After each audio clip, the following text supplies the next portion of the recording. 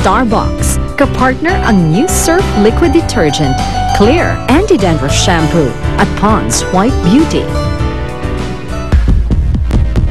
Ang saya ng usapan, salina sa kwentuhan. Starbucks, everyday on the way. Starbucks, what you say, what you say.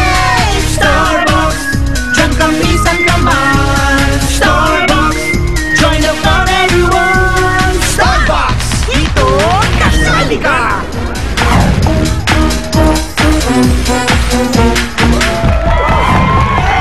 Yes! Happy Wednesday mga kapuso! Isa na naman mainit at masayang balik-taktakan na mangyayari ngayong umaga. Samahan niyo kami. Ako po, si Mama Ali. Mga kaibigan, ngayong umagang ito, mga taong bayan naman ang nabuhat sa ating mga kasama sa ating Talakayang Bayan, kung saan ang issue ng sikat issue nating lahat dito lamang sa Starbucks! Dito Kasali Ka! At syempre, Mama Ali, kasama rin natin ang ating cute na kambal. Ayan, mula sa grupong tinitilian. At syempre, wala iba kundi si MM at si MJ! Yay! Alamin na natin ang ating mga latest mainit na showbiz issue dito sa Yes! No! Statue! Ano ang laman ng isip mo? Ano ang bulong ng puso mo? Yes! No! Yes! No! Yes! No! Is that you? Show issue! Si Chris Bernal daw at saka si Jay Perillo tinenay ng issue na meron na silang relasyon dahil si Jay nagliligaw pa lang. Ang tanong, boto ba kayo kay Jay para kay Chris? Yes or no? Yes! No! Yes! No! Yes! No! Is that you? Okay, anong sagot mo? Boto ka ba kay Jay?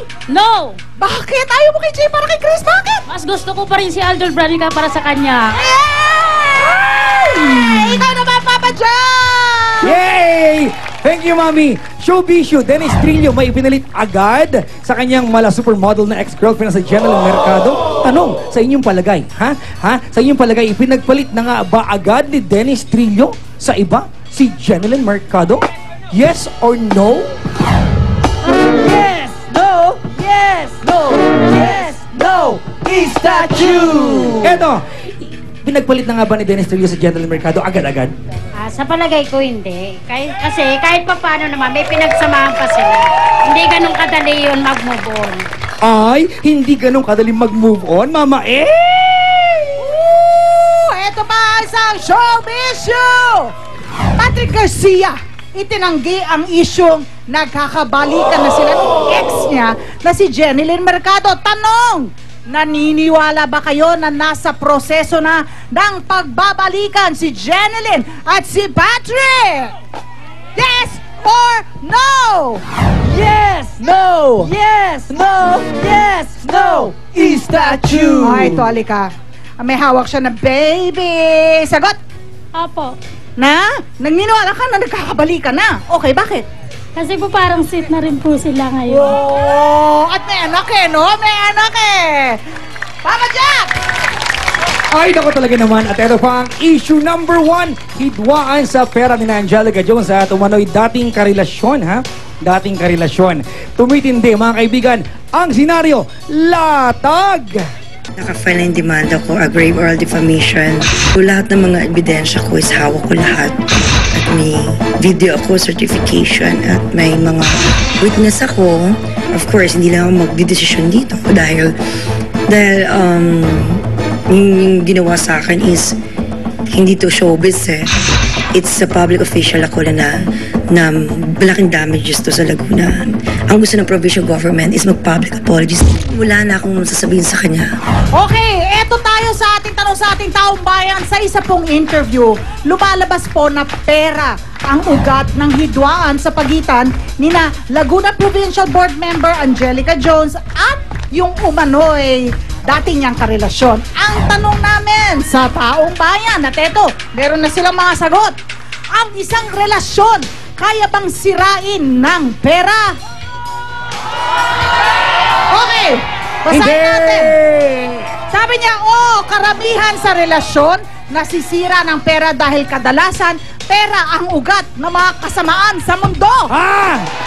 Ikaw ba, Papa Jack, meron ka babasahin dyan? Parang ang daming pera dyan. Ito sabi niya, hindi. Sabi ni Cherry, dahil para sa akin, kung mahal mo talaga yung karelasyon mo kahit anong pagsubok ang dumating sa inyong relasyon, ayan, kahit na may kaugnayan pa sa pera, hindi iyon magiging hadlang. Hindi. Meron ka ba? Oo! Ang isang relasyon, kaya bang sirain ng pera? Sagot niya, oo! Dahil sa henerasyon natin ngayon, dapat utak na ang gamitin. Yeah! Marami Pilipino ang walang makain. Aanhin pa ang pag-ibig kung wala ka din namang makakain. At mamamatay ka sa gutom. Pera ang umiikot sa mundo natin. Yeah, tama! Ikaw ang sumulat yan? Opo, ako po.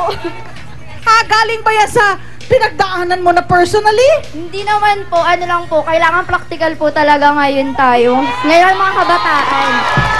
At sang-ayon naman ang kanyang barkada. Tama! Papa Jack, sino ba ang kasama mo dyan? Kasama ko po natin ngayon dito, Mama Ali, si Emil John Paparo. Siya po ay 27 years old. At Mama Ali, ito nangutang siya ng 5,000 piso sa nanay ng kaibigan niya at naging siya ng kanilang pagkakasira. Alamin natin mamaya yan, mga kaibigan. Tanggalin mo shades mo. Ayan, umaga na po, umaga na. Ayan. At kapiling ni Mama Ali ngayon, kapiling niya yung inutangan. Oo. Yung anak mo. Si Richard de la Peña ang kasama ko ngayon. Siya ay 31 years old at ang anak ng nagpautang kay Emil John.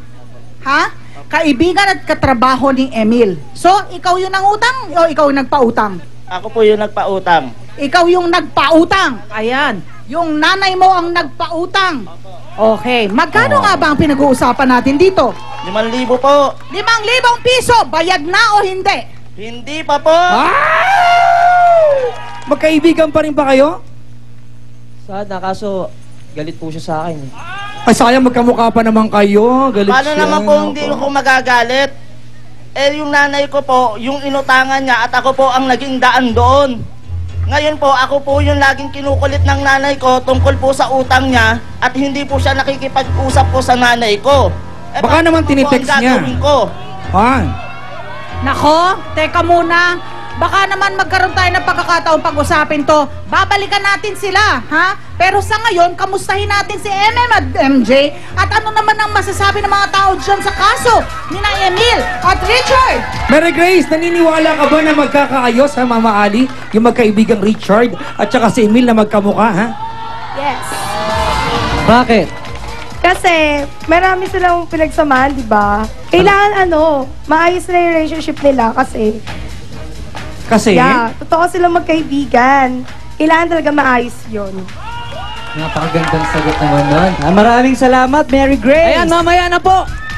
Mama A, Papa J, Taong Bayan, makakasama na po natin ang napaka-controversial Laguna Provincial Board Member Angelica Jones sa pagbabalik ng Starbucks. Dito, kasali ka! Yeah, come on! Nasala pa ang mga aspire